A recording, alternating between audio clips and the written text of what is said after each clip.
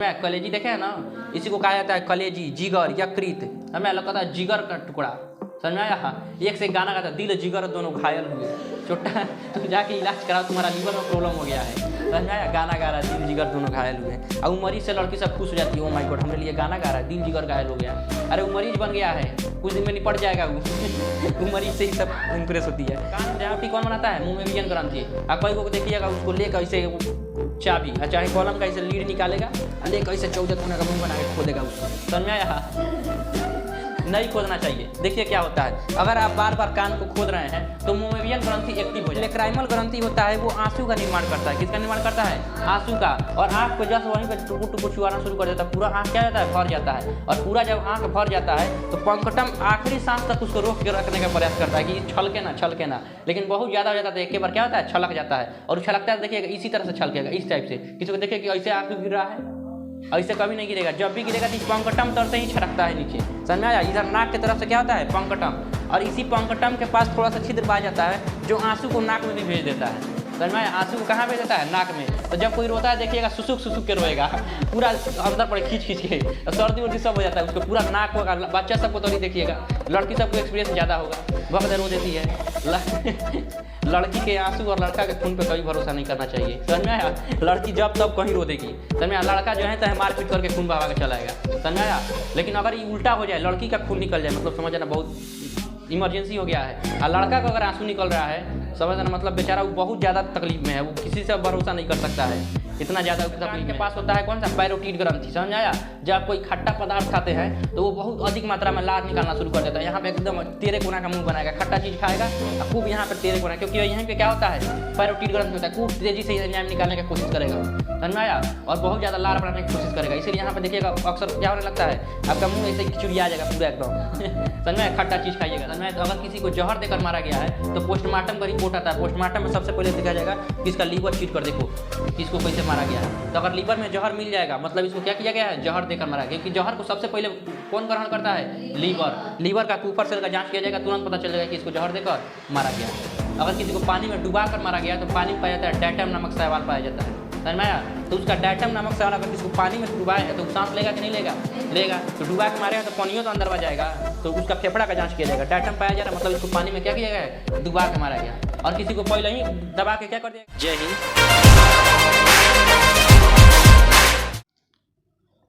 चलिए, पिछला क्लास में हम लोग शुरू किए थे बायोलॉजी में नियंत्रण एवं समन्वय। नियंत्रण और समन्वय आपको बताए थे दो प्रकार से होता है, एक होता है हार्मोन के माध्यम से, एक होता है तंत्रिका के माध्यम से। तंत्रिका के बारे में आपको बता दिए थे, पूरा ब्रेन का 3 हिस्सा होता है, अग्र मस्तिष्क, मध्य मस्तिष्क, पश्च मस्तिष्क।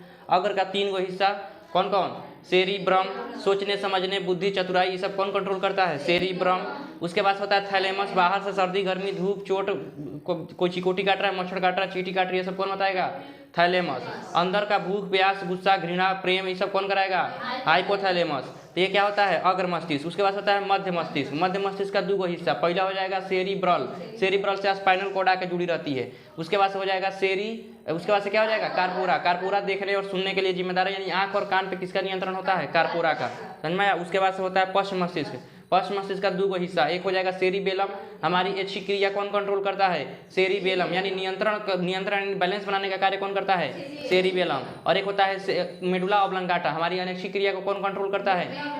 Medulla oblongata. जैसे दिल का धड़कना, समझ में, हृदय का धड़कन, ब्लड का पंप होना, खाना का पाचन होना, अंदर माइटोकॉन्ड्रिया जो ऊर्जा बना रही है, आंतरिक श्वसन, ये सब कौन कंट्रोल करता है?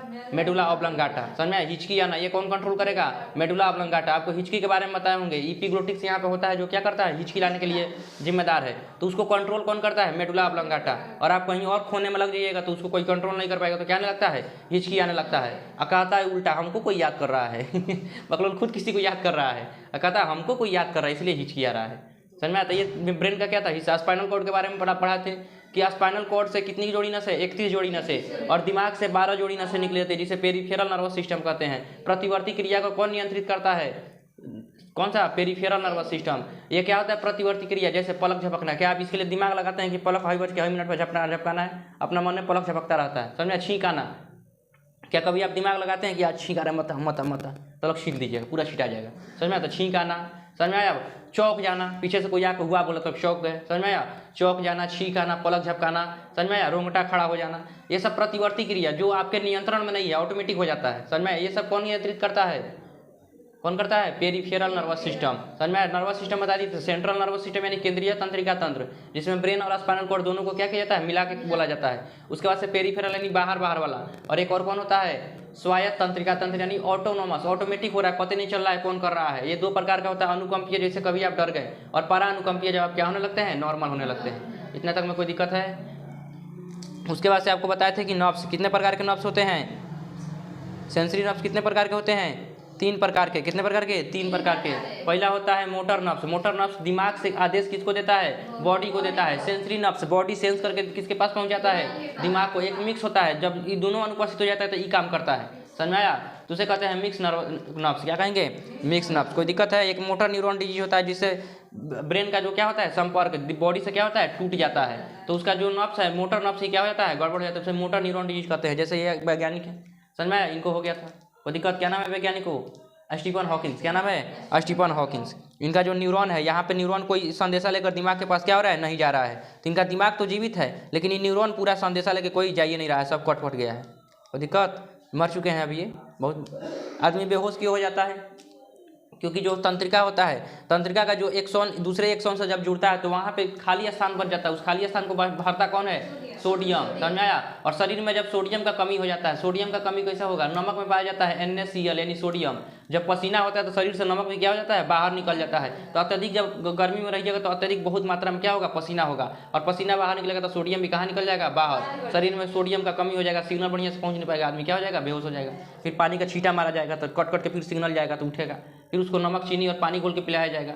नमक किस लिए डाला गया था, कि सोडियम का कमी पूरा हो जाए। चीनी इसलिए डाला गया था कि उसको ग्लूकोज यानी एनर्जी कुछ मिल जाए। अब पानी तो जल ही जीवन है, समझ में आया। तो इस तरह से आदमी को क्या कहता है, बेहोश होने में तुरंत देखिएगा चीनी पानी घोल कर डॉक्टर पिलाता है, डॉक्टर नहीं आदमी पिलाता है। आज हम लोग पढ़ने वाले हैं हमारे शरीर का सबसे इंपॉर्टेंट चीज़ उपापचयी। क्या होता है, उपापचयी। उपापचयी अगर ना हो तो हमारा शरीर होगा ही नहीं, चलेगा ही नहीं, समझ में। उपापचयी का मतलब होता है टूट फूट। क्या होता है, टूट फूट। हमारे शरीर में जितनी सारी टूट फूट की क्रियाएं होती है सबको क्या कहेंगे, उपापचयी। अब ये उपापचयी को कहा जाता है मेटाबॉलिज्म। क्या कहा जाता है, मेटाबॉलिज्म। ये मेटाबॉलिज्म 2 प्रकार के होते हैं, एक होता है एनाबॉलिज्म और एक होता है कैटाबॉलिज्म। इसको अंग्रेजी में याद रखिएगा, एनाबॉलिज्म और कैटाबॉलिज्म, समझ में आया। एनाबॉलिज्म का मतलब होता है कि कहीं पर क्या होना, जुड़ने की प्रक्रिया हो रही है। कैटाबॉलिज्म ऐसा लगा जैसे काटा जा रहा है, क्या किया जा रहा है, काटा जा रहा है, यानी टूटने फूटने की क्रिया को क्या कहेंगे, कैटाबॉलिज्म, समझ में आया। जैसे हम लोग खाना खाते हैं तो खाना तो बहुत बड़ा बड़ा देखिएगा, भात इतने कोई को लेकर खाता है, समझ में आया। रोटी खड़े डालेगा सीधे घुट जाएगा, समझ में आया। तो उसमें क्या होता है, टूटने की क्रिया होती है। तो ये टूटने की क्रिया को हम लोग क्या कहेंगे, कैटाबॉलिज्म। श्वसन में देखिएगा हम लोग हवा लेते हैं, लेकिन हवा को टूट फूट के किस में बदल जाता है, ऑक्सीजन में, समझ में। तो वहाँ पे क्या हो रहा है, कैटाबॉलिज्म। क्या हो रहा है, कैटाबॉलिज्म। तो हमारे शरीर का श्वसन की क्रिया हो गया, पाचन की क्रिया हो गया, ये सब किस में आ जाएगा, कैटाबॉलिज्म। और एनाबॉलिज्म में जब जुड़ने की क्रिया होती है, जैसे 10 + 10 20 अमीनो एसिड से मिलाकर क्या बनता है, एक प्रोटीन बनता है, तो इसको हम लोग क्या कहेंगे, एनाबॉलिज्म। क्या कहेंगे, एनाबॉलिज्म। उसी प्रकार देखिएगा 38 ATP मिलाकर क्या बनता है, एक ग्लूकोज बनता है। तो इस 38 ATP से जो एक ग्लूकोज बन रहा है इसको क्या कहेंगे, एनाबॉलिज्म। क्या कहेंगे, एनाबॉलिज्म। यानी कि जो जुड़ने की प्रक्रिया है, इस जुड़ने की प्रक्रिया को क्या कहेंगे, एनाबॉलिज्म। तो ये शरीर में जो हमारी क्या होती है, मेटाबॉलिज्म की क्रिया होती है उपापचयी का। इसके लिए हमारे शरीर में बहुत सारे क्या निकलते हैं, एंजाइम और हार्मोन्स निकलते हैं, जो इसको क्या करते हैं, नियंत्रण करते हैं। जैसे पाचन करना है तो पाचन करने के लिए बहुत प्रकार का क्या निकलेगा, एंजाइम निकलेगा। जैसे रेनिन हो गया, दूध को दही बना के पचा देगा। पेप्सिन हो गया, प्रोटीन को पचा देगा। इरिप्सिन हो गया, प्रोटीन को पचा देगा। लाइपेज हो गया, एमाइलेज हो गया, ट्रिप्सिन हो गया। ये सब पाचन में आपको पढ़ा चुके हैं। यहाँ आपका लार ग्रंथि होता है, इससे लार निकलता है, पैरोटिड ग्रंथि, समझ में। ये सारी ग्रंथियों से क्या निकलता है, एंजाइम। तो ये सब क्या करते हैं, एनाबॉलिज्म की कैटाबॉलिज्म, कैटाबॉलिज्म सब काटने का कार्य करती है, समझ में आया। पाचन में कौन चीज यानी जब जुड़ता है सब कटता है यानी कैटाबॉलिज्म में आएगा। ये सब किसमें आएगा, कैटाबॉलिज्म में। तो ये बहुत प्रकार की क्या निकलती है हमारे शरीर में, एंजाइम निकलता है, जो हमारे शरीर में क्या करता है, ये मेटाबॉलिज्म यानी उपापचय यानी टूट फूट की क्रिया का क्या करता है, देखभाल करता है या कार्य करता है, समझ में आया। इसको नियंत्रित कौन करता है, या तो हार्मोन या फिर एंजाइम। अब ये हार्मोन या एंजाइम निकलते किससे हैं, ग्रंथियों से। हमारे शरीर में बहुत प्रकार का क्या पाया जाता है, ग्रंथि पाया जाता है। हमारे शरीर में बहुत सारे छोटे छोटे थैला पाया जाता है, उस थैला को हम लोग क्या कहते हैं, ग्रंथि कहते हैं। उसमें से कुछ ना कुछ हमेशा क्या रहता है, निकलते रहता है, उसे क्या कहेंगे, ग्रंथि कहेंगे। ग्रंथि में किसी को कोई दिक्कत है, ग्रंथि किसे कहेंगे? हमारे शरीर में बहुत सारे छोटे छोटे क्या पाए जाते हैं? थैला पाए जाते हैं, जिससे या तो एंजाइम निकलेगा या तो क्या निकलेगा? हार्मोन्स निकलेगा। इसे हम लोग क्या कहेंगे? ग्रंथि कहेंगे। क्या कहेंगे? ग्रंथि। अब ये ग्रंथि दो प्रकार के होते हैं, एक होते हैं अंतःस्रावी ग्रंथि और एक होते हैं बहिर्स्रावी ग्रंथि। क्या होता है? अंतःस्रावी ग्रंथि और बहिर्स्रावी ग्रंथि। ग्रंथि कितने प्रकार के? दो प्रकार के। हमारे शरीर में ग्रंथि कितने प्रकार के होते हैं? दो प्रकार के, या तो अंतःस्रावी ग्रंथि होंगे या तो बहिर्स्रावी ग्रंथि होंगे। अब ये अंतःस्रावी ग्रंथि और बहिर्स्रावी ग्रंथि में अंतर क्या है, समझ में आया? इसको आप लोग बढ़िया से, सभी एग्जाम में आता है क्वेश्चन, इसको बढ़िया से ध्यान दीजिएगा। अंतःस्रावी ग्रंथि किसे कहेंगे और बहिर्स्रावी ग्रंथि किसे कहेंगे? अंतःस्रावी ग्रंथि उसे कहेंगे जिसमें से हार्मोन्स निकलता हो। क्या निकलता हो? हार्मोन्स निकलता हो। और हार्मोन्स निकलता है तो हार्मोन्स को किसी अलग से डक्ट की जरूरत नहीं है, हार्मोन्स निकलता है और तुरंत कहाँ घुस जाता है? ब्लड में घुस जाता है। समझ में आया? तो अंतःस्रावी ग्रंथि से क्या निकलता है? हार्मोन। और हार्मोन किसके संपर्क में आ जाता है? ब्लड के संपर्क में। इसका मतलब हार्मोन्स हमारे शरीर के कोना कोना में पाया जाएगा, क्योंकि ब्लड भी हमारे शरीर के कोना कोना में पाया जाता है, इसलिए हार्मोन्स भी हमारे शरीर के कोना कोना में पाया जाएगा। तो क्या इसमें से एक एक्स्ट्रा नली कुछ निकला होगा? नहीं। जबकि बहिर्स्रावी ग्रंथि से क्या निकलता है? एंजाइम निकलता है। क्या निकलता है? एंजाइम निकलता है। और एंजाइम अगर ब्लड के टच में आ जाएगा तो वो काम करना बंद कर देगा। समझ में आया? तो एंजाइम ब्लड के संपर्क में आएगा तो क्या कार्य कर पाएगा? नहीं। तो एंजाइम ब्लड के संपर्क में आएगा तो कार्य करना क्या कर देगा? बंद कर देगा। तो इसीलिए इसके लिए एक अलग से डक्ट लगा दिया जाता है, एक अलग से नली लगाया जाता है, ताकि ये ब्लड के संपर्क में न आए। समझ में आया? हम लोग खाना खाने के लिए जितना भी क्या किए थे, एंजाइम का किए थे, वो सब का सब क्या था? एंजाइम था। खाना पचाने के लिए किसका प्रयोग किए थे? एंजाइम का। और हम आपको बता रहे हैं कि एंजाइम कभी भी ब्लड के संपर्क में नहीं आता है। आप बताइए, कभी किसी को देखे उल्टी कर रहा है तो उसमें खून आ गया? नहीं। आप लोग देखिएगा, खाना वाना खाइएगा, कितना बढ़िया खीर उर कुछ खाइएगा, जब बकोरिएगा तो पूरा एकदम खट्टा खट्टा आएगा, क्योंकि पेट में HCl पाया जाता है। लेकिन कभी भी उस उल्टी में ब्लड नहीं आएगा। समझ में? कोई भी उल्टी करेगा तो उसमें कभी ब्लड नहीं आता है। समझ में आया? तो उसे क्या कहेंगे? बहिर्स्रावी ग्रंथि, यानी उसमें एंजाइम का प्रयोग हो रहा है, ना कि हार्मोन्स का प्रयोग हो रहा है। समझ में आया? अगर एंजाइम का प्रयोग नहीं होता तो उल्टी में क्या आता? ब्लड आ जाता। तो क्या एंजाइम में ब्लड आएगा? नहीं। हमारा यहाँ पे कान के पास होता है कौन सा? पैरोटीड ग्रंथि। समझ आया? जब आप कोई खट्टा पदार्थ खाते हैं तो वो बहुत अधिक मात्रा में लार निकालना शुरू कर देता है। यहाँ पे एकदम तेरे कोना का मुंह बनाएगा, खट्टा चीज खाएगा और खूब यहाँ पे तेरे कोना, क्योंकि यहीं पे क्या होता है? पैरोटीड ग्रंथि होता है, खूब तेजी से एंजाइम निकालने की कोशिश करेगा वो। समझ में आया? और बहुत ज़्यादा लार बनाने की कोशिश करेगा। इसलिए यहाँ पे देखिएगा अक्सर क्या होने लगता है, आपका मुंह ऐसे खिचुड़िया जाएगा पूरा एकदम। समझ में? खट्टा चीज खाइएगा तो, क्योंकि यहाँ पे पैरोटीड ग्रंथि कान के पास में पाया जाता है, पैरोटीड ग्रंथि। तो ये क्या होता है? देखिए यहाँ पे पैरोटीड ग्रंथि दिखाई दिया। पैरोटीड ग्रंथि पूरा कान के पास में पाया जाता है। कोई खट्टा चीज खाएगा तो कान में कौन तर एकदम पूरा एकदम चुंगली आ जाएगा। यहाँ से देखिए छोटा छोटा क्या निकला हुआ है? डक्ट निकला हुआ है। क्या निकला हुआ है? डक्ट। क्योंकि इसमें से जो एंजाइम निकल रहा है, कौन कौन एंजाइम निकलता है पैरोटीड ग्रंथि से? 4 एंजाइम। कौन कौन? टाइलिन, डाइस्टेज, लाइसोजाइम और एक और क्या होता है? म्यूलिन। क्या होता है? म्यूलिन। टाइलिन और डाइस्टेज किसको पचाता है? मंड या चोकर को। लाइसोजाइम कीटाणु को क्या कर देता है? मार देता है। म्यूलिन खाने को क्या कर देता है? चिपचिपा बना देता है। तो यहाँ से जो भी एंजाइम निकलता है क्या वो ब्लड से मिक्स होकर आता है? न तो देखिएगा, अगर खाना खाते हैं इसमें अगर ब्लड में मिक्स हो जाए तो क्या ये काम करेगा? नहीं। पता चलता है वो बोलते तो खाना खाएगा पूरा खूने खून है। समझ में? तो क्या एंजाइम खून के संपर्क में आता है? नहीं। अगर एंजाइम खून के संपर्क में आ गया तो वो काम करना क्या कर देगा? बंद कर देगा। तो एंजाइम किससे निकलता है? अंतःस्रावी से कि बहिर्स्रावी से? बहिर्स्रावी से। इसके लिए एक अलग प्रकार का क्या देना पड़ता है? डक्ट, यानी नली देना पड़ता है, ताकि उस नली से क्या निकले? एंजाइम निकले, ताकि ब्लड के संपर्क में न आए। कोई दिक्कत? तो अंतःस्रावी ग्रंथि किसे कहेंगे और बहिर्स्रावी ग्रंथि? तो अंतःस्रावी ग्रंथि उसे कहेंगे जिसमें से हार्मोन्स निकलते हैं। हार्मोन्स डायरेक्ट किसमें मिल जाते हैं? ब्लड में मिल जाते हैं। इसलिए इनको अलग प्रकार के कोई डक्ट देने की आवश्यकता नहीं है, कोई नली देने की आवश्यकता नहीं है। जबकि बहिर्स्रावी ग्रंथि उसे कहेंगे जिसमें से क्या निकलता है? एंजाइम निकलता है, और इसमें हमको क्या देना पड़ता है? एक नली देना पड़ता है, ताकि ये ब्लड के संपर्क में न आए। कोई दिक्कत? ये हो गया अंतःस्रावी ग्रंथि और बहिर्स्रावी ग्रंथि। अब बहिर्स्रावी ग्रंथि बहुत प्रकार के हमारे शरीर में है और अंतःस्रावी ग्रंथि भी बहुत प्रकार की है। दोनों ग्रंथियों को हम क्या करते हैं? पढ़ना शुरू करते हैं। अंतःस्रावी ग्रंथि में क्या क्या होता है? जैसे हो गया आपका पैरोटीड ग्रंथि, पाचन ग्रंथि। समझ में आया? कौन सी हो गया? पाचन ग्रंथि। यहीं शुरू करते हैं। समझ में? ऊपर से पाचन ग्रंथि में आपको पढ़ाए होंगे पैरोटीड ग्रंथि के बारे में। पैरोटीड ग्रंथि के बारे में अभी जस्ट आपको बताया है। इसमें एक होता है कौन सा? सबलिंगुअल और सब मैंडिबुलर, ये 2 ग्लैंड होता है। ये भी क्या होता है? पाचन ग्रंथि में भी आएगा। उसके बाद से जब खाना पेट में जाता है तो वहाँ पे आपको जठर ग्रंथि के बारे में पढ़ाए होंगे। जठर ग्रंथि से रेनिन और पेप्सिन निकलता है। रेनिन दूध को दही बना कर क्या कर देता है? पचा देता है। और पेप्सिन प्रोटीन को क्या कर देता है? पचा देता है। उसके बाद से आपको अग्नाशय के बारे में बताए होंगे। अग्नाशय से LAT 3 एंजाइम निकलता है, लाइपेज, एमाइलेज और ट्रिप्सिन। तो ये एंजाइम निकलता है, तो ये भी किसमें आ जाएगा, बहिर्स्रावी। उसके बाद से देखिएगा अंदर जाएगा तो छोटी आंत में इरेप्सिन नामक हार्मोन निकलता है, तो ये आंत भी किसमें चल जाएगा, बहिर्स्रावी ग्रंथि में चल जाएगा। इरेप्सिन प्रोटीन को क्या कर देता है, फाइनली अमीनो अम्ल में क्या कर देता है, तोड़ देता है, और ये अमीनो अम्ल आगे चलकर क्या बन जाता है, अमोनिया। अमोनिया को फिर लीवर किसमें बदल देता है, यूरिया, और यूरिया को अमोनिया को यूरिया में बदल कर किसको देता है, किडनी को, और किडनी उसको क्या बना देता है, पेशाब में मिला देता है, और पेशाब से शरीर से कहाँ चल जाता है, वो बाहर। तो दिक्कत, तो ये सब चीज़ को आप लिंकअप करके पढ़िए, क्योंकि बायोलॉजी का मैक्सिमम हिस्सा आप लोग खत्म कर चुके हैं। समझ में आया, शरीर में कौन कौन सी प्रक्रिया किस तरह से हो रहा है, सबको आप लिंकअप करके पढ़िए। ठीक, तो ये हो गया हम लोग का कौन सा, पाचन ग्रंथि। समझ में आया। आँख में यहाँ पे पाया जाता है सेविकस,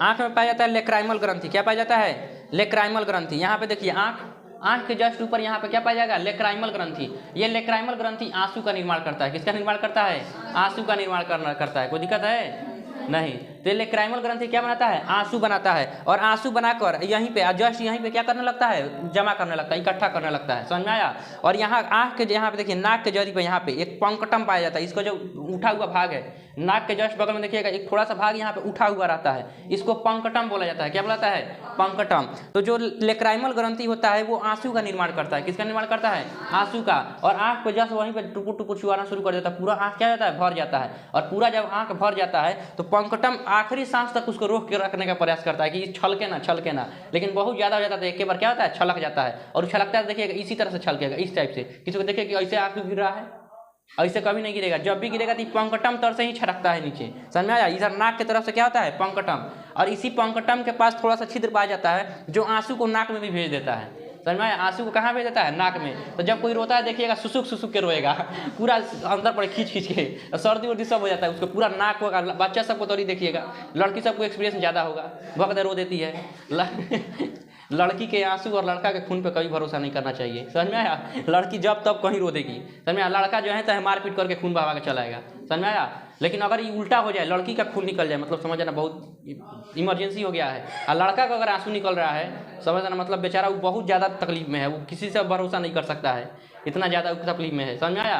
तो दोनों उल्टा हो जाए तो भरोसा कीजिएगा, लेकिन लड़की का आंसू और लड़का का खून कभी भरोसा मत कीजिएगा इस पर। दोनों का दोनों खूंखार होता है। समझ में आया। लड़की का सबसे बड़ा अस्त्र आंसू। समझ में आया।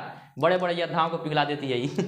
तो लड़की के आंसू को भरोसा नहीं करना चाहिए। तो जब भी अगर क्या होता है, अगर कोई रोता है तो उसको में आंसू कौन बनाता है, लेक्राइमल ग्रंथि। देखिए कई प्रकार के आंसू होते हैं, खुशी का भी आंसू होता है और दुख का भी आंसू होता है। समझ में आया। कोई को देखिएगा खुश हो गए तो देखिए जैसे आप लोग एक बाइक से टॉप कर गए तो आपके मम्मी ऐसे ही रोने लगा, बॉबी टॉप कर गए, आँख में से आंसू आ जाता है, जबकि वो खुशी का आंसू है। समझ में आया। तो इसमें देखिए खुशी का आंसू और गम का आंसू दोनों क्या होते हैं, एक ही जैसे। दोनों का निर्माण कौन करता है, लेक्राइमल ग्रंथि ही करता है। और ग्रंथि बना कर किसको देता है, आँख को। और आँख किसको भेज देता है, पंकटम के पास एकदम रोकते जब नहीं रोकाता है तो क्या कर देता है, छलका देता है। तो ऐसे आंसू गिरना क्या हो जाएगा, शुरू हो जाएगा। तो बबुनी रो रही है। समझ में आया। छोटा बच्चा को देखिएगा और क्या हो जाएगा, और कुछ आंसू किसमें भेज देता है, नाक में। तो सुसुक के रोना शुरू कर देता है, सब एकदम पूरा खींच के रोता है। अब बच्चा सबको देखिए पूरा ऐसा रोएगा, पूरा एकदम मुँह पूरा पोत के एकदम अजीब खूंखार बन जाता है। मम्मी उसको पीटे उठेगी, ले जाएगा मुंह धुलाएगी, चल इधर बुकलोलवा रो रहा है। समझ में आया। वो कोनो बात पे दंड रो देता है। समझ में आया। छोटा बच्चा को देखिए कोनो बात पे, हमके मिठाई कम मिला, रोना शुरू कर दिया। कोनो बात पे रोना शुरू कर देता है। तो बताइए आंसू का निर्माण कौन करता है, लेक्राइमल ग्रंथि। लेक्राइमल ग्रंथि कौन सा ग्रंथि है, बहिर्स्रावी की अंतःस्रावी, बहिर्स्रावी। अगर अंतःस्रावी रहता तो यहाँ पे क्या बनता, खून के संपर्क में आ जाता। समझ में आया। और लड़का सब देखिएगा लड़की को उल्लू बनाता है, लहू बन के आंसू बरसने लगे हैं। छोटा तुम अपना चक्कर में हमारे बायोलॉजी का सत्यानाश क्या कर रहा है, लहू बन के आंसू बरसने लगे हैं। छोटा तोरा आँख कौन घोंप दिया है, जाके इलाज कराओ पहले, लहू बन के आंसू बरसते हैं आँखिया में से। तो ये क्या हो जाएगा, लेक्राइमल ग्रंथि। बहिर्स्रावी ग्रंथि को वो अंतःस्रावी में लेकर झोंक रहा है कि खून आ गया इसमें, बकलोल को घोंप दिया, जाके इलाज कराओ पहले। तो ये क्या हो गया आपका, लेक्राइमल ग्रंथि। किसका निर्माण करता है, आंसू का निर्माण करता है। किसका, आंसू का निर्माण करता है। उसके बाद से हमारे कान में पाया जाता है मोमेवियन ग्रंथि। क्या पाया जाता है, मोमेवियन ग्रंथि। कौन सा ग्रंथि, मोमेवियन ग्रंथि। समझ में आया। हमारे कान में पाया जाता है। समझ में आया। तो हमारे कान में जो क्या पाया जाता है, मोमेवियन ग्रंथि, वो किसका निर्माण करता है, खोटी का। किसका, खोटी का निर्माण कर देता है। खोट समझते हैं ना, अंदरवा मोमेवियन ग्रंथि। कान के अंदर कौन सा ग्रंथि पाया जाता है? मोमेवियन ग्रंथि। ये मोमेवियन ग्रंथि अंदरवा खोट का निर्माण कर देता है, खोटी जमा देता है। समझ में आया? मोम होता है, क्या होता है? मोम होता है। समझ में आया? गाय भैंस इस सब के भी कान में क्या जम जाता है? खोटी जम जाता है। तो देखिएगा कौवा आता है तो उसके कानों में खोद खोद के लेकर चल जाता है, वो कुछ नहीं बोलती है, कहती है ले जाओ, कोनो काम का नहीं है, हमारे कान झूठ मूठ का जाम किया हुआ। समझ में आया? या फिर हाथी वगैरह का देखिएगा, अगर कान में क्या जन्मता है? खोटी, तो खूब बढ़िया ऐसे कह के कान सूझ जाएगी। कौवा आएगा उसके कान में से खोटी निकाल के क्या हो जाएगा? लेके चल जाएगा, क्योंकि ये बहुत बढ़िया प्रोटीन का स्रोत होता है, उसको प्रोटीन मिल गया, इसका कान साफ हो गया। समझ में आया? आगे आपको बताएंगे, जब दोनों के बीच में जब क्या पढ़ाएंगे? संबंध पढ़ाएंगे, परजीवी सहजीवी ये सब संबंध होता है। समझ में आया? दो जानवरों के बीच में क्या होता है? संबंध होता है। तो जब इसके बारे में पढ़ाएंगे तो वहाँ पे आपको अच्छा से बताएंगे इसको। तो जब कान में खोटी, तो कान में खोटी कौन बनाता है? मोमेवियन ग्रंथि। ये किसका बना होता है? मोम का बना होता है। समझ में आया? किसका बना होता है? मोम का बना होता है। कोई दिक्कत है? तो कान में खोटी कौन बनाता है? मोमेवियन ग्रंथि। आप कोई को देखिएगा उसको लेकर ऐसे चाबी चाहे कॉलम का ऐसे लीड निकालेगा और लेकर ऐसे 14 कोना का मुंह बना के खोदेगा उसको। समझ में आया? नहीं खोदना चाहिए। देखिए क्या होता है, अगर आप बार बार कान को खोद रहे हैं तो मोमेवियन ग्रंथि एक्टिव हो जाएगा। समझ में आया? और वो कहेगा कि डेली खोदबे करता है, डेली बनाओ। समझ में आया? तो डेली आपको क्या करेगा? बनाना शुरू कर देगा खोटी, और आप डेली फिर आपका आदत लग जाएगा खोदने का। समझ में आया? नहीं खोदिएगा तो बेचारा शांति से, वो बनाता क्यों है? वो अपने कान के रक्षा के लिए, जहाँ पे देखिए कान का क्या है? पर्दा है। समझ में आया? इस कान के पर्दा का रक्षा के लिए यहाँ पे क्या बनाता है? खोटी बनाता है। अगर आप बहुत ज़्यादा एयरफोन्स वगैरह लगाते हैं, या बहुत ज़्यादा यहाँ पे क्या करते हैं, तेज आवाज़ या तेज वैल्यू में रहते हैं, या फिर बहुत ज़्यादा यहाँ कान को क्या करता है, जब देखता है कि हमारे ऊपर कुछ संकट आने वाला है, वह मोमेवियन ग्रंथि से खोटी बना के वहाँ पे क्या कर देता है? जमा देता है, ताकि आवाज़ आए तो सबसे पहले उस खोटी पर टकराए, और उसके बाद से किसके पास आए? हमारे पास आए। जैसे अचानक से आप एयरफोन लगा के खूब तेज आवाज़ कर लिए, तो खूब तेज आवाज़ कर लिए तो कान में क्या हो जाएगा? उसका वाइब्रेशन का बहुत ज़्यादा बढ़ जाएगा। समझ में? कान के बारे में आपको नहीं बताया गया है, लेकिन फिर भी आप समझिए, बहुत ज़्यादा वाइब्रेशन क्या हो जाएगा? बढ़ जाएगा। इससे आपके कान का जो चदरा है उस पर क्या आ सकता है? संकट आ सकता है। तो आवाज़ डायरेक्ट कान के चदरा पर न टकराए, इसके लिए वो क्या बना देता है? आपका ग्रंथि, मोमेवियन ग्रंथि बना देता है। क्या? मोम। और उस मोम को हम लोग खोटी कहते हैं। तो पहले खोटिया से टकराएगा, और जितना मात्रा में आवाज़ कान को चाहिए उतना मात्रा में किसके पास जाएगा? कान के पास जाएगा। तो आप क्या कीजिएगा? सुन लीजिएगा। तो ये तो आप अगर बार बार ईयरफोन लगा रहे हैं तो इसके कारण हो जाएगा। बार बार ईयरफोन लगाने से कान भी खराब हो जाता है। समझ में आया?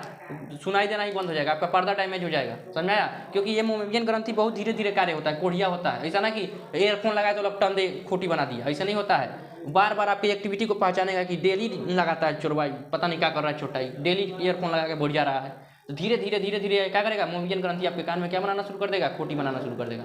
लेकिन पहले के दिन आप बढ़िया से हाई वैल्यू में सुनना शुरू कर दें, और बनाया है नहीं तो आपका कान का पर्दा भी क्या हो सकता है? डैमेज हो सकता है, फिर आप कभी नहीं सुन पाइएगा। समझ में आया? और नहीं तो अलग से उसको ऑपरेशन किया जाता है, ऑपरेशन करके अपना डॉक्टर सब करता है, कोई दिक्कत? तो कान में बताइए खोटी का निर्माण कौन करता है? मोमेवियन ग्रंथि। क्या बना देता है? मोम बना देता है, जिसको खोटी कहा जाता है। उसके बाद से देखिएगा, एक होता है श्वेत ग्रंथि। हमारे जो क्या है यहाँ पे जो चमड़ा है, चमड़ा के अंदर सब जगह क्या पाया जाता है? मोमेवियन ग्रंथि। मोमेवियन बोले श्वेत ग्रंथि। क्या पाया जाता है? श्वेत ग्रंथि। अब ये श्वेत ग्रंथि क्या करता है? पसीना का निर्माण करता है। किसका निर्माण करता है? पसीना का निर्माण करता है। जब जो बहुत ज़्यादा भाग दौड़ कीजिएगा या बहुत ज़्यादा शरीर में क्या होगा? गर्मी होगा, तो शरीर के गर्मी को बाहर निकालने के लिए किसका प्रयोग होता है? पसीना। श्वेत ग्रंथि पसीना बनाकर शरीर से कहाँ निकाल देगा? बाहर निकाल देगा। समझ में आया? आपको बताए होंगे, जब आप स्प्रिट यहाँ पे हाथ पे स्प्रिट गिराइएगा तो वहाँ से स्प्रिट क्या हो जाएगा? उड़ जाएगा, और उड़ेगा तो साथ साथ आपका हाथवा पूरा एकदम ठंडा कर देगा। काहे ठंडा हो गया? क्योंकि स्प्रिट तो उड़ा, साथ साथ आपके हाथ के ऊपर जो हीट था उस हीट को लेकर क्या हो गया? उड़ गया। इसलिए यहाँ पे क्या लगने लगा? ठंडा लगने लगा। इसी प्रकार जब शरीर के अंदर गर्मी बहुत ज़्यादा बढ़ जाता है तो शरीर के गर्मी को पानी के माध्यम से शरीर क्या निकाल देता है? बाहर निकाल देता है, यानी पसीना के रूप में वो क्या टपकने लगता है? बाहर टपकने लगता है, ताकि आपका शरीर का टेम्परेचर हमेशा क्या रहे? मेंटेन रहे। कितना डिग्री सेल्सियस? 37 डिग्री सेल्सियस या 98 डिग्री फ़ारेनहाइट। समझ में आया? तो शरीर के टेम्परेचर को मेंटेन कौन करता है? हाइपोथैलेमस। कौन करता है? हाइपोथैलेमस। किस ग्रंथि को आदेश देता होगा हाइपोथैलेमस? श्वेत ग्रंथि को, कि तुम पसीना बना के तुरंत क्या करो? शरीर का पानी बाहर निकालो, ताकि हमारा शरीर का टेम्परेचर क्या रहे? मेंटेन रहे, ज़्यादा गर्मी ना हो, कोई दिक्कत? और यहीं पसीना पर जब बहुत ज़्यादा निकल जाता है तो सोडियम की कमी से आदमी क्या हो जाता है? बेहोश हो जाता है, कोई दिक्कत? तो देखिएगा अक्सर परेड वगैरह 15 अगस्त को जाइएगा तो 15 अगस्त में स्कूल में कौन छोट बच्चा जाके परेड में भाग लेता है, और धूप में खड़ियाले अचानक से बेहोश हो जाएगा। लड़की सबसे ज़्यादा होती है खड़ियाल खड़े रहेगी, अचानक से गिर जाएगी। समझ में आया? तो उसको ले जाकर अलग ये छीटा उठा मारा जाएगा, नमक पानी घोल के दिया जाएगा, ग्लूकोज वगैरह। श्वेत ग्रंथि किसका निर्माण करता है? पसीना का निर्माण करता है। श्वेत ग्रंथि कहाँ पाया जाता है? सभी जगह। पसीना हर जगह से निकलता है, हाथ में से, पाँव में से, कोई लोग का गंजी उंजी सब भीज जाता है। समझ में आया? सब जगह से पसीना, मजदूर वगैरह लोग को देखिएगा पूरा गंजी वगैरह सब भीज जाता है। समझ में आया? तो ये क्या होता है, एक होता है सीबम, एक होता है कौन सा, सेबिकस ग्लैंड, इसको तैलीय ग्रंथि कहा जाता है। सेबिकस ग्लैंड को क्या कहा जाता है, तैलीय ग्रंथि कहा जाता है। यहाँ पे आपको ये क्या हो गया, चमड़ा, ये क्या हो गया, चमड़ा। चमड़ा को बहुत ज़्यादा जूम किया गया, हमारा जो स्किन है स्किन को बहुत ज़्यादा क्या किया गया है, जूम किया गया है। स्किन के ऊपर देखिए यहाँ पे बाल निकला होगा, दिखाई दे रहा है, और बाल के नीचे जाएगा इधर, तो यहाँ पे एक ग्रंथि पाया जाएगा जिसको कहा जाता है सेबिकस ग्रंथि, और यहीं पे एक ग्रंथि पाया जाता है जिसको कहा जाता है श्वेत ग्रंथि, यानी कि कौन सा, पसीना बनाने वाला ग्रंथि, श्वेत ग्रंथि। तो श्वेत ग्रंथि क्या करता है, पसीना बनाता है, और पसीना बना के जिस, देखिए यहाँ पे जो रोम है, रोम समझ में, रोम मतलब होता है बाल, इसी बाल से, बाल बताइए छिद्र के माध्यम से बाहर आया है कि नहीं आया है, आया है। तो इसके बाल के जस्ट नीचे में, इसको बहुत ज़्यादा जूम किया गया तब ऐसा दिखाई दे रहा है, समझ में। तो बाल के जस्ट नीचे में क्या पाया जाता है, श्वेत ग्रंथि पाया जाता है। यह पसीना बनाता है और इसी रोम के माध्यम से, जिस छिद्र से कौन सी निकला है, बाल, इसी छिद्र से पसीना को कहाँ निकाल देता है, बाहर निकाल देता है। तो दिक्कत उसी प्रकार एक तैलीय ग्रंथि होता है, सेबिकस ग्लैंड बोला जाता है, समझ में आया। ये क्या करता है, शरीर के अंदर तेल का निर्माण करता है, मोम बनाता है, समझ में आया, तैलीय ग्रंथि। सुबह सुबह उठिएगा तो देखिएगा नकवा पर पूरा चिपिर चिपिर जमल रहता है समझ में आया। ये कौन बनाया है, तैलीय ग्रंथि। तो तैलीय ग्रंथि चेहरा वगैरह में ही सबसे ज़्यादा पाया जाता है, ताकि चेहरा को क्या रख सके, मुलायम रख सके, समझ में आया। लेकिन लड़की सबको इतना ही संतुष्टि नहीं होता, ले आई पुट्टी मेकअप पूरा पोत के एकदम जियान कर देती है।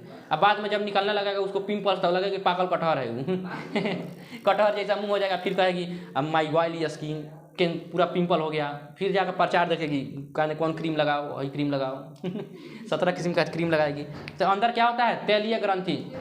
तैलीय ग्रंथि क्या करता है शरीर में, शरीर को मुलायम रखने के लिए, ताकि बहुत ज़्यादा क्या हो, रूखा स्किन ना हो, इसके लिए किसका प्रयोग, कौन सा ग्रंथि काम आता है, तैलीय ग्रंथि। तैलीय ग्रंथि क्या बना देता है, मुंह में या तेल बना देता है, और शरीर के ऊपर ऐसे क्या कर देता है, जमा देता है, पूरा चिपित चिपित करा देता है। वो दिक्कत इसमें, तो ये क्या है, तैलीय ग्रंथि। तैलीय ग्रंथि जो पक्षी वगैरह होते हैं उसमें बहुत ज़्यादा एक्टिव होता है, बहुत ज़्यादा अत्यधिक मात्रा में पाया जाता है। क्योंकि बताइए पक्षियों को उड़ने के लिए किसका जरूरत होता है, पंख का। अगर पंख भीज जाएगा तो क्या वो उड़ पाएंगे, भारी हो जाएगा, समझ में आया। तो तैलीय ग्रंथि जो होता है पक्षियों में बहुत ज़्यादा एक्टिव होता है, उनके में तैलीय ग्रंथि कुछ ज़्यादा ही तेल बनाता है, मोम बनाता है, और मोम बना के ऊपरवा क्या कर देता है, जमा देता है। तो पक्षी वगैरह को देखिएगा, अगर पानी वगैरह में भीज जाए तो उनके ऊपर पानी ठहरता नहीं है, टम से नीचे गिर जाता है, समझ में आया। क्योंकि मोम के ऊपर पानी नहीं जमेगा, पानी तुरंत क्या हो जाएगा, नीचे गिर जाएगा। और थोड़ा सा एक बार ऐसे उझार लेगा तो पूरा एकदम सही हो गया, फिर टर्न बना के उड़ना शुरू कर देगा, समझ में आया। तो पक्षी वगैरह में मोम बहुत ज़्यादा क्या पाया जाता है, अत्यधिक मात्रा में पाया जाता है। वहाँ पे तैलीय ग्रंथि कुछ ज़्यादा ही क्या होता है, एक्टिव होता है। तो ये ग्रंथि आपको समझ में आया, कोई दिक्कत है इस ग्रंथि में। सबसे बड़ा हमारा बहिर्स्रावी ग्रंथि है जिसका नाम है लीवर। क्या नाम है, लीवर, समझ में आया। सबसे बड़ा बहिर्स्रावी ग्रंथि का नाम क्या है, लीवर, समझ में आया। लीवर का बहुत सारा कार्य होता है, 7500 काम है, समझ में आया। तो हम लोग किस किस ग्रंथि के बारे में अभी तक पढ़ लिए। आंसू बनाने वाला ग्रंथि का नाम क्या है, लेक्राइमल ग्रंथि। कौन सा ग्रंथि, लेक्राइमल ग्रंथि। कान में खोटी बनाने वाला मेमोवियन ग्रंथि। पसीना बनाने वाला श्वेत ग्रंथि, तैलीय ग्रंथि, उसके बाद से लीवर, समझ में। ये सब बहिर्स्रावी ग्रंथि है। क्या है, बहिर्स्रावी ग्रंथि। आपको पाचन ग्रंथि बताएं, पाचन ग्रंथि में आपका पैरोटीड आ जाएगा, जठर ग्रंथि आ जाएगा, छोटी आंत आ जाएगा, आपका पेनक्रियाज में, अग्नाशय में आ जाएगा, समझ में। अग्नाशय में एलएटी एंजाइम बनाता है। तो ये सब क्या हो जाएंगे, पाचन ग्रंथि। तो ये सब किसमें आ जाएंगे, बहिर्स्रावी ग्रंथि में। क्या ये सब ब्लड से मिक्स होता है, नहीं, कोई ब्लड से मिक्स नहीं होता है। लीवर देखिए, लीवर सबसे बड़ा क्या है हमारे शरीर में, पूछेगा सबसे बड़ा अंग हमारे शरीर का कौन है, लीवर। हमारे शरीर का सबसे बड़ा अंग कौन होगा, गलत, त्वचा। क्या है, त्वचा। हमारे शरीर का सबसे बड़ा अंग त्वचा, लेकिन हमारे शरीर में सबसे बड़ा अंग लीवर। कौन होगा, लीवर। तो शरीर का सबसे बड़ा अंग त्वचा, ऊपर से नीचे तक पूरा। इससे बड़ा कौन अंग है, पूरा त्वचे से ढपाई ले, तो क्या हो जाएगा, त्वचा। लेकिन शरीर में सबसे बड़ा अंग तो कौन हो जाएगा, लीवर, समझाया। पूछेगा हमारे शरीर में सबसे बड़ा ग्रंथि कौन सा है, लीवर। कौन है, लीवर। हमारे शरीर में सबसे बड़ा ग्रंथि लीवर, समझ में आया। 1.5 किलो का होता है, कितना किलो का, 1.5 किलो का होता है। रेडिश ब्राउन कलर का होता है, यानी रेड और ब्राउन का मिक्सचर होता है हमारा लीवर, समझ में आया। कलेजी देखे है ना, इसी को कहा जाता है कलेजी, जिगर, यकृत, हमें लगता है जिगर का टुकड़ा, समझ में आया। हाँ, एक से गाना गाता, दिल जिगर दोनों घायल हुए, छोटा तुम जाके इलाज कराओ, तुम्हारा लीवर में प्रॉब्लम हो गया है, समझ में आया। गाना गा रहा है, दिल जिगर दोनों घायल हुए। और मरीज से लड़की सब खुश हो जाती है, ओ माय गॉड हमारे लिए गाना गा रहा है, दिल जिगर घायल हो गया। अरे वो मरीज बन गया है, कुछ दिन में निपट जाएगा वो वो मरीज से ही सब इंप्रेस होती है। तो यहाँ देखिए, तो ये क्या होता है, रेडिश ब्राउन कलर का होता है। किस कलर का होता है, रेडिश ब्राउन कलर का होता है। ये हेपेटिक सेल इसमें पाया जाता है। कौन सा सेल पाया जाता है, हेपेटिक सेल पाया जाता है। इस हेपेटिक सेल में पुनर्निर्माण की क्षमता बहुत ज़्यादा होती है। जब आपको कोशिका बताए होंगे तो वहाँ पे आपको बताए होंगे कि हमारे शरीर में सबसे तेज कोशिका विभाजन कहाँ पे होता है, लीवर में होता है, क्योंकि लीवर में पाया जाता है हेपेटिक सेल। और इसमें एक और सेल पाया जाता है जिसका नाम है कूपर सेल। क्या नाम है, कूपर सेल। समझ में आया। तो हेपेटिक सेल से किसका निर्माण हुआ है, लीवर का। और इसमें पुनर्निर्माण की क्षमता बहुत ज़्यादा होती है, तो दनादन कोशिका विभाजन कर लेता है। समझ में आया। अगर लीवर का आप मतलब लीवर में ट्राई किया गया कि लीवर का 70% हिस्सा काट के देखा जाए कि दोबारा से उग रहा है कि नहीं उग रहा है, समझ में आया, तो क्या आदमी का काटा जाएगा, नहीं। इसके लिए चूहा को लाया गया, मूस, समझा, मूस को लाया गया। और मूस का 70% लीवर जो है उसको क्या कर दिया गया, काट दिया गया। और देखा गया तो एक हफ्ता के अंदर में फिर से दोबारा रीजनरेट हो गया। एक हफ्ता के अंदर में फिर उसका दोबारा लीवर क्या हो गया, बन गया। तो चूहा के पे ट्राई किया गया था इसको, समझ में आया। तो मानव में भी ऐसे हो जाता है। ये क्या करता है, पीत रस का निर्माण करता है। आपको बताए थे जब अग्नाशय और अमाशय में झगड़ा होता है तो उसको छुड़ाने के लिए कौन आते हैं, लीवर चाचा। और लीवर चाचा किसके माध्यम से छुड़ाते हैं, पीत रस के माध्यम से। पीत रस बनाकर किसको दे देते हैं, पिताशय को। और पिताशय जब तब जिसको जब जरूरत होता है तो पिताशय क्या कर देता है, अपना छोड़ते रहता है। कौन सा एंजाइम, पीत रस। कौन सा, पीत रस छोड़ते रहता है ताकि भोजन क्या हो जाए, क्षारीय हो जाए। कोई दिक्कत है इसमें। तो बताइए, लीवर ही क्या बनाता है, पीत रस। और किसको दे देता है, पिताशय को। लेकिन कभी कभी इस पिताशय में क्या हो जाता है, स्टोन हो जाता है। समझ में आया। स्टोन मतलब होता है पथरी, समझ, पथरी हो जाता है। अब बताइए, जैसे अगर हमको टंकी में पानी पहुंचाना है तो टंकिया खाली रहेगा तब ना मोटर चलाएंगे, तो उधर पानी जाके इकट्ठा रहेगा।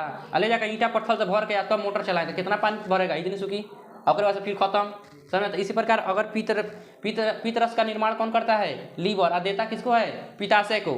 लेकिन अगर पिताशय में ही ऑलरेडी है, बड़का क्या हो जाए, उसमें मतलब भर जाए क्या, स्टोन, तो बताइए उसमें क्या पीत रस इकट्ठा रह पाएगा, नहीं। अब हमारे खाने के मार्ग में भी नहीं आता। जैसे किडनी में आपको बताए थे कि कैल्शियम ऑक्सीलेट के कारण क्या हो जाता है, पथरी हो जाता है। समझ आया। तो कैल्शियम किस में पाया जाता है, दूध वगैरह में कैल्शियम बहुत ज़्यादा पाया जाता है। हमारे शरीर में भी कैल्शियम पाया जाता है, लेकिन दूध में। और साग में ऑक्जेलिक एसिड पाया जाता है, टमाटर में। तो टमाटर का चटनी और दूध साथ नहीं खाना चाहिए, क्योंकि एगो में ऑक्जेलिक एसिड है, एगो में कैल्शियम है। जाकर दोनों मिला के पथरी बना लेगा, कैल्शियम और ऑक्जेलेट दोनों मिल जाएगा। पालक के साग में कैल्शियम ऑक्जेलेट पाया जाता है, तो पालक के साग खा के दूध नहीं पीना चाहिए। पता लगता है पालक का साग खा लिए, पूरा कैल्शियम ऑक्जेलेट चला गया अंदर, और दूधो पी लिया, कैल्शियमो चला गया। तो ऑक्जेलेटो चला गया, कैल्शियमो चला गया, दोनों मिला के कैल्शियम ऑक्जेलेट बना लेगा, पथरी कहीं घुस जाएगा। समझ में आया। तो ये क्या बनता है, कैल्शियम ऑक्जेलेट का। इसको काट के निकालना पड़ता है बाद में, समझ में आया। तो काट के निकालना पड़ता है। तो यहाँ पे आपको जैसे छत पर से टंकी हट गया तो ज़्यादा दिक्कत थोड़ी होगा, मोटर चालू है ना, जब तक मोटर चला के पानी मारते रहिए, टंकी ना हटा है, बाद में नया टंकी लगाएंगे। तो इसमें नया टंकी लगाने की व्यवस्था नहीं है, समझ में आया। एक बार काट के निकाल दिए तो खत्म। दोबारा नया टंकी जो भगवान लगा के भेजा था वहीं आपका था, निकाल के भेज दिए, खत्म। जो नया टंकी नहीं लगेगा इसमें, समझ में आया। तो पीत रस का निर्माण कौन करता है, लीवर। और किसको दे देता है, पिताशय को, समझ में आया। उसकी इसमें बहुत प्रकार के पिगमेंट बनता है। पिगमेंट मतलब जो कलर प्रदान करे, समझ में आया, जो क्या करे, कलर प्रदान करे। जैसे बिलीवर्डिन, बिलीवर्डिन का जो पिगमेंट बनाता है, बिलीवर्डिन पिगमेंट के कारण जो पिताशय है, पिताशय जो पित्त रस का क्या करता है, निर्माण अपने अंदर रखता है। उस पित्त रस, पिताशय का रंग कैसा होता है, हरा कलर का होता है। पित्त रस का निर्माण जो करता है वो किस कलर का रहता है, हरा कलर का रहता है। तो पिताशय को हरा रंग किसके वजह से, पित्त को जो हरा रंग मिलता है वो किसकी वजह से मिलता है, बिलीवर्डिन के कारण, समझ में आया। तो लीवर नहीं बनाता है क्या, बिलीवर्डिन, जिसके कारण पित्त का रस कैसा हो जाता है, हरा कलर का हो जाता है। कोई दिक्कत। उसके बाद से आपको बिलिरुबिन के बारे में बताए होंगे। बिलिरुबिन जो हमारा खाना जब पच जाता है तो कहाँ जाता है, बड़ी आंत में। बड़ी आंत में वहाँ पे जल का क्या किया जाता है, अवशोषण। अब वहीं पे लीवर के द्वारा बनाया गया बिलिरुबिन मिला दिया जाता है, जिससे हमारा मल जो है, मल का रंग कैसा हो जाता है, पीला कलर का हो जाता है। समझ में आया। तो बताइए, बिलिरुबिन के कारण हमारे मल का रंग कैसा हो जाता है, पीला कलर का हो जाता है। कोई दिक्कत है। तो ये बिलिरुबिन कौन बनाता है, लीवर बनाता है। कौन बनाता है, लीवर बनाता है। लेकिन कभी कभी ये पित्त बिलिरुबिन कुछ ज़्यादा ही बनाने लगता है, समझ में आया। तो मल का रंग तो पीला होता ही है, पूरा शरीर पीला होने लगता है, आँख पूरा पीयर पीयर हो जाएगा, तो लोग कहते हैं ज्वाइंटिस हो गया है। समझ में आया। तो ये ज्वाइंटिस किसके वजह से होता है, जब लीवर का हेपेटिक सेल पगला जाएगा तो मारेगा, पूरा बिलिरुबिन बनाना शुरू कर देगा, समझ में आया। और जैसे बिलिरुबिन बनाएगा, बिलिरुबिन लैट्रिन का रंग तो पीला करेगा ही करेगा, साथ साथ आपके शरीर के रंग को भी क्या करने लगेगा, पीला करने लगेगा। पूरा आँख का जो व्हाइट कलर जो आपको स्क्लेरा दिखाई दे रहा है सब पीयर पीयर हो जाएगा। जिसे हम लोग क्या कहते हैं, ज्वाइंटिस। क्या कहते हैं, ज्वाइंटिस। और ये जब ज़्यादा बढ़ जाता है इसको कहते हैं हेपेटाइटिस। क्या कहते हैं, हेपेटाइटिस। अब ये हेपेटाइटिस ए होता है, अगर इलाज करा लिए तो बढ़िया है। हेपेटाइटिस बी होता है, इलाज करा लिए तो बढ़िया है। हेपेटाइटिस सी होता है, इलाज करा लिए तो कराए, नहीं कराए तो कराए, नहीं तो ऊपर गए। समझ में आया। यानी ए और बी तक आप कंट्रोल कर लीजिए, सी में तो ऊपर जाना ही है।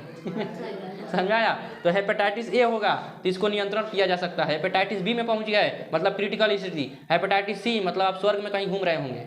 अपने दादाजी से दर्शन मांग रहे होंगे, हाथ उठ मिला रहे होंगे। समझ में आया? तो हेपेटाइटिस ए, बी और सी में आदमी क्या हो जाता है, निपट जाता है। शरीर में बहुत ज़्यादा क्या होता है, बिलिरुबिन की मात्रा क्या होती है, बढ़ जाती है, और पूरा पीलिया रोग इसको कहा जाता है। कोई लोग ज्वाइंटिस कहते हैं। कोई दिक्कत है इसमें? उसके बाद से देखिए विटामिन जो क्या होता है, लीवर जो होता है, लीवर कई प्रकार का क्या बनाता है, जैसे फाइब्रिनोजेन बनाता है। क्या बनाता है? फाइब्रिनोजेन। आपको बताए थे ब्लड में क्या पाया जाता है, फाइब्रिनोजेन, जो क्या करता है, ब्लड को जमाता है। ब्लड को जमाने का काम किसका है, फाइब्रिनोजेन का। लेकिन यही हेपरिनो बनाता है, और हेपरिन कहता है कि हमारे रहते कोनो ब्लड को नहीं जमा सकता है। तो ब्लड को जमने से रोकता कौन है, हेपेरिन। अब ब्लड को जमाता कौन है, फाइब्रिनोजेन। कौन जमाता है, फाइब्रिनोजेन। कोई दिक्कत है? तो ये कौन बनाता है, लीवर। कौन बनाता है, लीवर। तो फाइब्रिनोजेन का निर्माण लीवर, ये ब्लड को क्या कर देता है, जमा देता है। कहीं पे कट उठ जाएगा तो ब्लड को जमाने का कार्य कौन करेगा, फाइब्रिनोजेन। समझ में आया? एक हीमोफीलिया रोग होता है। हीमोफीलिया रोग में क्या होता है, अगर कहीं पे कट गया तो उसका ब्लड जमे नहीं करेगा, अनाधून ब्लड गिर रहा है, पूरा शरीर का ब्लड गिर जाएगा, लेकिन जमेगा नहीं। आदमी का क्या हो जाएगा, मृत्यु हो जाएगा। हीमोफीलिया। समझ में आया? आपको ब्लड चैप्टर में ही बताए होंगे हीमोफीलिया नामक बीमारी। इसमें फाइब्रिनोजेन काम नहीं करता है, लीवर फाइब्रिनोजेन बनाइबो कर नहीं करता है, कहता है जब फाइब्रिनोजेन को बनाइबे नहीं करेंगे। और जब बनाइबे नहीं करेगा तो क्या बताइए, कहीं पे अगर कटेगा तो फाइब्रिनोजेन जमा रहा है, फाइब्रिनोजेन हिले नहीं है, क्या वो जमेगा ब्लड? नहीं। समझ में? और हेपरिन कहता है कि हम ब्लड को जमने ही नहीं देंगे। हेपरिन ब्लड को कब जमने देगा, हेपरिन जैसे ऑक्सीजन के संपर्क में आएगा, हवा के संपर्क में आएगा, हेपरिन क्या हो जाएगा, मर जाएगा। हेपरिन मर जाएगा तो हेपरिन की अनुपस्थिति में सभी लोग मिलकर ब्लड को क्या कर देंगे, जमा देंगे। आपको ब्लड चैप्टर में पूरा पढ़ा चुके हैं। उसके बाद से एक एल्बुमिन नामक क्या होता है, एक एल्बुमिन नामक प्रोटीन जो होता है, इसका भी निर्माण कौन करता है, कौन करता है, लीवर। कौन करेगा, लीवर।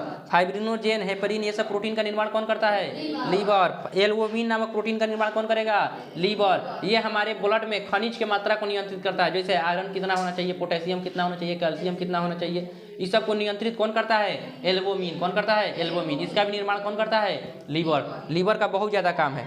चल समझ में आया? लीवर जो देखिए, जब हम लोग खाना वाना खाते हैं तो उसमें बहुत ज़्यादा अगर फैट वेट खा रहे हैं, समझ में आया? पहले बताइए, खाना वाना जब हम खाते हैं तो खाकर पचता किस में है, ग्लूकोज में। किस में पचता है, ग्लूकोज में। और उस ग्लूकोज को कौन ले लेता है, बिलाई। और बिलाई लेकर किसको दे देता है, ब्लड को। अब ब्लड ले जाकर दे देता है लीवर को। समझ में आया?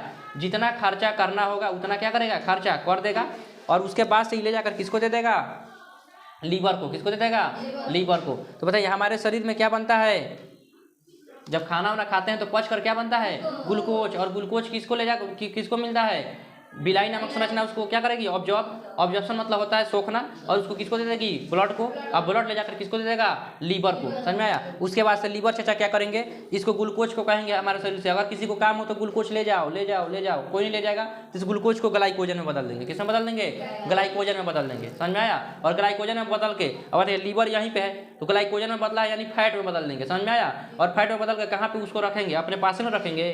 समझ में आया? जैसे देखिएगा लड़की सब क्या करती है, चाउर उड़ बिनेगी, चाहे महिला समय देखिएगा चाउर उड़ बिनेगी, तो चाउर बिनेगी क्या, तो चाउर इस तरह से बीन के ले जाकर डेहरी में रखेगी। अरे जहाँ पे बीनती है वहीं पे रखना शुरू कर देते हैं, देखिएगा पूरा इकट्ठा जमावड़ा लग जाता है। अब बाद में उसको फिर इकट्ठा करके कहाँ ले जाएगी, डेहरी में ले जाकर रख देगी। उसी प्रकार हमारा लीवर जब ग्लाइकोजन को किस में बदलता है, ग्लूकोज को ग्लाइकोजन में बदलता है, फिर ग्लाइकोजन को किस में बदल देता है, फैट में बदल देता है। ग्लाइकोजन को किस में बदलता है, फैट में बदल देता है। और फैट को यहीं पर जमाना शुरू कर देता है, तो लोग कहते हैं पूरा एकदम पेट निकल रहा है, गोल घर निकल रहा है। अरे गोल घर निकला कैसे, तुम खाना खाया उसका उपयोग नहीं किया, शरीर में जितना ग्लूकोज बना उस ग्लूकोज का तुम उपयोग नहीं किया, तो जो उपयोग नहीं करेगा तो क्या होगा, पूरा फैट जम जाएगा, पूरा आगे एकदम गोल घर निकल जाएगा। समझ में आया? पुरुष का गोल घर, अब महिला का ऐसा कमर पर लगेगा, चूड़ीदार सलवार है, पूरा ऐसे लटकना शुरू हो जाएगा उसका कमर। समझ में आया? तो ये क्या हो जाता है। और उसके बाद से अगर उस फैट को भी खर्चा नहीं किए तो उस फैट को ये किस में बदल देगा, कोलेस्ट्रॉल में बदल देगा। और ये कोलेस्ट्रॉल बहुत खतरनाक होता है, क्योंकि ये कोलेस्ट्रॉल फिर ब्लड में मिलेगा, और ये ब्लड ले जाकर इसको कहाँ जमाना शुरू कर देगा, हार्ट में जमाना शुरू कर देगा। और हार्ट का नली अगर ब्लॉक हुआ तो उसी को कहते हैं हार्ट अटैक आएगा। हार्ट अटैक आदमी को क्या कर देगा, निपटा देगा। तो ये कौन करता है, लीवर। कौन करता है, लीवर। तो लीवर ग्लूकोज को ग्लाइकोजन में, ग्लाइकोजन को फैट में, और फैट को किस में बदल देगा, कोलेस्ट्रॉल में। कोलेस्ट्रॉल में बदलने से पहले आप उसका क्या कर लीजिए, उपयोग कर लीजिए, नहीं तो कोलेस्ट्रॉल जहाँ तहाँ जाके जमेगा और आपको 75 तरीका का बीमारी क्या कर देगा, उपटा देगा। कोई दिक्कत? इसमें देखिए बताइए, इसमें सबसे ज़्यादा क्या पाया जाता है, फैट। अरे लीवर में सबसे ज़्यादा क्या पाया जाता है, फैट, क्योंकि फैट का निर्माण ये कर रहा है। तो यहाँ पे विटामिन कौन वाला पाया जाएगा, फैट वाला कि जल वाला, फैट वाला। अरे जैसे आप लोग सबसे ज़्यादा कहाँ रहते हैं, घर पर। समझ में? तो आप लोग को अगर हमको जैसा मिलना होगा तो सबसे पहले हम कहाँ जाएंगे, घर पर जाएंगे या कि आपके पड़ोसी के यहाँ जाएंगे, घर पर, समझ में आया। तो इसमें देखिए, इसमें सबसे ज़्यादा क्या पाया जाता है, फैट। तो इसमें विटामिन कौन वाला पाया जाएगा, फैट वाला कि जल वाला, फैट वाला, समझ में आया। तो फैट में घुलनशील विटामिन का कभी कभी नाम पूछ जाता है कि बताइए फैट में कौन कौन सा विटामिन घुलनशील होता है। जिसको कीड़ा नाम से याद रखा जाता है, ट्रिक होता है कीड़ा, KEDA, कीड़ा दिखाई दे रहा है, KEDA, ये फैट में घुलनशील होता है। कीड़ा, कीड़ा नामक जो विटामिन होता है वो किसमें घुलनशील होता है, फैट में। विटामिन के, विटामिन ई, विटामिन डी और विटामिन ए, ये किसमें घुलनशील होता है, फैट में घुलनशील होता है। तो इसमें सबसे ज़्यादा पाया जाता है ई, डी और ए, यानी विटामिन ए, विटामिन डी और विटामिन ई। ये सब किसमें पाया जाता है, लीवर में पाया जाता है। अगर आप किसी का लीवर खा रहे हैं, जैसे बकरी का लीवर हो गया, बकरो लीवर मतलब कलेजी होता है, नहीं खाता है क्या तुम लोग, पहले तो लड़ाई करता है कलेजी हमें चाहिए लड़ाई इसीलिए होता होगा तुम लोग का, बकरो मुंह बीच खा रही है। तो अगर आप किसी का क्या कर रहे हैं, कलेजी खा रहे हैं, तो आपको सबसे ज़्यादा क्या मिलेगा, विटामिन ए और क्या मिलेगा, डी, विटामिन ए और क्या मिलेगा, डी। तो अगर आप किसी का कलेजी खा रहे हैं तो क्या मिलेगा, विटामिन ए मिलेगा, या फिर क्या मिलेगा, विटामिन डी। सबसे ज़्यादा विटामिन ए मिलता है, समझाया। मछली का लीवर खाइएगा तो विटामिन ए मिलेगा, लेकिन मछली खाइएगा तो विटामिन डी मिलेगा, समझाया। तो इसको किस नाम से रखा जाएगा, कीड़ा, समझ में आया। तो फैट में घुलनशील बीमारी बोल रहे हैं, विटामिन का नाम क्या है, KEDA, कीड़ा, समझ में आया। जबकि अगर पूछेगा जल में घुलनशील विटामिन का नाम क्या है, तो इसका ट्रिक होता है WBC। क्या होता है, WBC। W से हो जाएगा वाटर, और B से हो जाएगा विटामिन बी, और C से हो जाएगा विटामिन सी। तो विटामिन बी और विटामिन सी, W यानी वाटर में क्या होता है, घुलनशील होता है। इसका ट्रिक होता है WBC, यानी जल में घुलनशील कौन सा, विटामिन। तो जल में घुलनशील विटामिन का नाम क्या है, B और C, समझ में आया। इससे भी नहीं याद हो रहा है तो बालू और सीमेंट, B से बालू, C से सीमेंट, समझ में आया। बालू और सीमेंट दोनों को घोरने के लिए किसका प्रयोग किया जाता है, पानी का। अगर बालू सीमेंट वैसे ही घोर कर रख दिया जाता है, जम जाएगा जब तक उसमें पानी नहीं डाला जाएगा। तो विटामिन B और C, बालू और सीमेंट, बालू और सीमेंट के लिए किसका जरूरत पड़ेगा, पानी का। तो पानी में घुलनशील विटामिन का नाम क्या है, B और C। तब लीवर में कौन कौन सा विटामिन पाया जाता है, A और D। कौन पाया जाता है, A और D। थोड़ा मात्रा में E भी पाया जाता है, कोई दिक्कत है, क्योंकि यहाँ पे फैट बहुत ज़्यादा पाया जाता है। तो फैट में घुलनशील बीमारी में विटामिन में कहाँ पाया जाता है, इसी में। लीवर अमोनिया को यूरिया में बदल देता है, आपको बता चुके हैं पूरा। और किडनी को दे देता है, किडनी शरीर से उसको क्या कर देता है, बाहर कर देता है। लीवर में पाया जाता है हेपेटिक सेल। क्या पाया जाता है, हेपेटिक सेल। हेपेटिक सेल में आपको बता चुके हैं कोशिका विभाजन बहुत ज़्यादा होता है। एक और पाया जाता है कूपर सेल। कौन सा, कूपर सेल। ये कूपर सेल जितना भी बैक्टीरिया, वायरस, आपको अगर बाहर से कोई विषाक्त पदार्थ ले लिए हैं, सबको खत्म करने का काम कौन करता है, कूपर सेल। कौन करता है, कूपर सेल। जैसे आप थोड़ा मात्रा में जहर खा लिए, समझ आया, तो जहर खा लिए तो यहाँ पे कूपर सेल पहले उसको लड़ेगा, कहाँ जा रहा है, पहले इधर आ हमारे पास, समझ आया। तो उस जहर को वो क्या कर देगा, निष्क्रिय कर देगा, प्रभावहीन कर देगा। उस जहर को क्या कर देगा, प्रभावहीन कर देगा। यानी कूपर सेल और उस जहर के बीच में क्या होगा, लड़ाई होगा।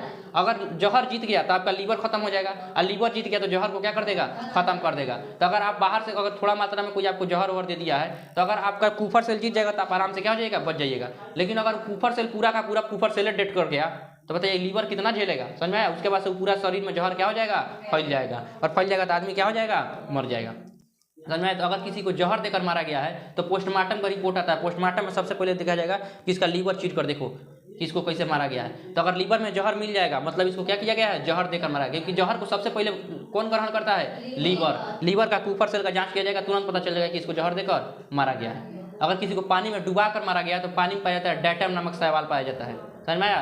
तो उसका डैटम नामक शैवाल अगर किसी को पानी में डुबाए हैं तो सांस लेगा कि नहीं लेगा, लेगा। तो डुबा के मारे हैं तो पानियों तो अंदर आ जाएगा, तो उसका फेफड़ा का जांच किया जाएगा। डैटम पाया जा रहा है मतलब इसको पानी में क्या किया गया है, डुबा के मारा गया। और किसी को पहले ही दबा के क्या कर दिया गया, मार दिया गया है, गर्दन दबा के अगर मार दिया गया फिर पानी में फेंका गया है। बताइए सब कोई कहेगा सुसाइड किया है। लेकिन आप बताइए अगर उसको पहले ही से मुँगा के उसको पानी में फेंके तो क्या वो सांस लेगा, नहीं। तो फेफड़ा में क्या डैटम पाया जाएगा, नहीं। तो फिर उसका गर्दन का जांच होगा। अगर गर्दन पे ओ शेप मिलेगा मतलब उसको पहले गर्दन क्या किया गया, इसे पीछे से कोई दबा के मारा है। और गर्दन पे अगर V शेप मिलेगा मतलब फसली लटका के खुद मर गया है, समझ में। ये सब पोस्टमार्टम होता है, अलग अलग तरह से क्या किया जाता है, पोस्टमार्टम किया जाता है। पता चलाने के लिए आखिर इसका मृत्यु हुआ कैसे है। तो पोस्टमार्टम में सब पता चल जाता है कि इसका मृत्यु कैसे हुआ है। अगर आप किसी को जिंदा जला कर मारे हैं तो उसका पैर का तलवा नहीं बढ़ेगा, क्योंकि अगर जला के मारेंगे तो छटपटाएगा, बाप को बचेगा हो मरेगा ऐसे खूब छटपटाएगा, समझ में आया। तो क्या उसका तलवा जलेगा, नहीं। पूरा तड़फड़ा के इन्होंने भागेगा तो तलवा नहीं जलेगा। तो उसे पता चल जाएगा कि इसको जिंदा जला के मारा गया है। और किसी को पहले मुँगा दीजिए फिर जलाइए, और कहिए सुसाइड कर लिया, जला के मारा है, तब उसका तलवा भी क्या हो जाएगा, जल जाएगा, क्योंकि मरा हुआ है तो भागेगा कैसे। तो इस तरह से अपना क्या होता है, पोस्टमार्टम वगैरह का रिपोर्ट आता है। बहुत तरीका होता है अपना अपना। डॉक्टर, हम तो डॉक्टर है नहीं कि आप लोग को बताएं, और ज़्यादा गहराई में बता देंगे तो लोग कहेंगे कि क्या सिखा रहे हैं चलिए आप देखिए, तो सबको क्या कर देता है, नष्ट कर देता है। लीवर देखिए, जो छोटका बच्चा होता है, आपको बताएं हम लोगों में ब्लड का निर्माण कहाँ होता है? अस्थि मज्जा में। कहाँ पे होता है? अस्थि मज्जा। जो बड़ा बड़ा हड्डी होता है, जैसे जांग का हड्डी हो गया, यहाँ का हड्डी हो गया, इसमें खोखला जगह पाया जाता है। उस खोखला जगह में क्या पाया जाता है? अस्थि मज्जा, जिसको बोन मैरो बोला जाता है। वहीं पे हमारे ब्लड का क्या होता है? निर्माण होता है। लेकिन बताइए, क्या छोटको बचवा में इतना ही बड़का बड़का हड्डी होता है? नहीं, उसके में तो बेचारा हड्डी नहीं होता है। गर्भ में जो बच्चा पल रहा है, भ्रूण है, क्या उसके में भी वैसा ही हड्डी होता है? नहीं, तो उसके में लीवर का जो मेसोडर्म होता है, वहाँ पे किसका निर्माण होता है? ब्लड का निर्माण होता है। तो ये क्या है? पूरा लीवर का काम है। किसका काम है? लीवर का काम है। तो इस तरह से हमारा अंतःस्रावी ग्रंथि क्या होता है? फाइनल होता है। अब हम चलेंगे किसके तरफ? बहिर्स्रावी ग्रंथि की तरफ। किसके तरफ? बहिर्स्रावी ग्रंथि की तरफ। अंतःस्रावी ग्रंथि कौन हो जाएगा? आँख में हो जाएगा लेक्राइमल ग्रंथि, आंसू बनाता है, इसी में कीचड़ भी बनता है। समझ में आया?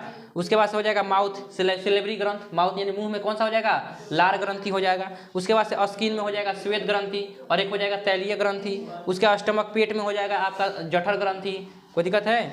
उसके बाद से ब्रेस्ट, हाँ यहाँ ब्रेस्ट, छाती में होता है दूध ग्रंथि। कौन सी होता है? दूध ग्रंथि। दूध ग्रंथि दूध का निर्माण करता है। ये फीमेल में पाया जाता है, मेल में नहीं पाया जाता है। समझ में आया? यानी केवल महिलाओं में पाया जाता है, पुरुषों में नहीं पाया जाता है। इसको कहते हैं मिल्क ग्रंथि यानी दूध ग्रंथि। समझ में आया? ब्रेस्ट मतलब छाती।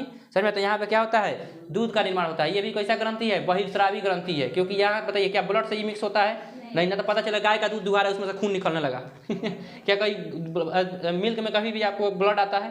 नहीं। इसका मतलब ये कौन सा ग्रंथि है? बहिर्स्रावी ग्रंथि है। अंतःस्रावी ग्रंथि मतलब ब्लड आना शुरू हो जाएगा, तो क्या हो जाएगा? मिल्क। उसके बाद से लीवर के बारे में पूरा आपको बता दिए। ये किसका बना होता है? हेपेटिक सेल और कुफर सेल का।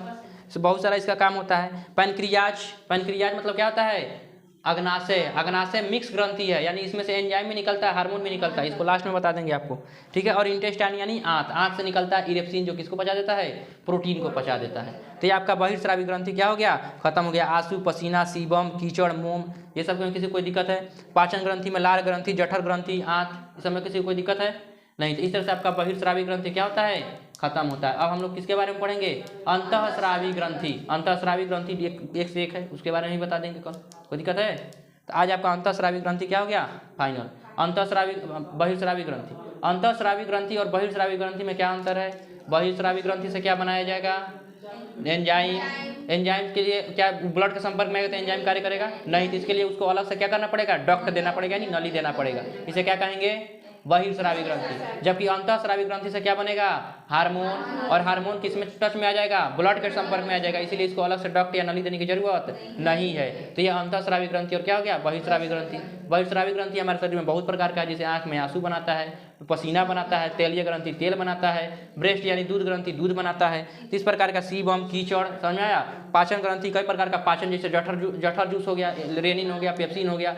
लार ग्रंथि में आपका क्या हो गया? लार बनेगा। समझ में आया? इस तरह से कई क्या होता है? ग्रंथि होता है। ये सब किस में आ जाएगा? बहिर्स्रावी ग्रंथि में। कोई दिक्कत है बहिर्स्रावी ग्रंथि में? किसी का कोई क्वेश्चन है? आज के क्लास में किसी का कोई क्वेश्चन, कोई डाउट हो तो पूछिए।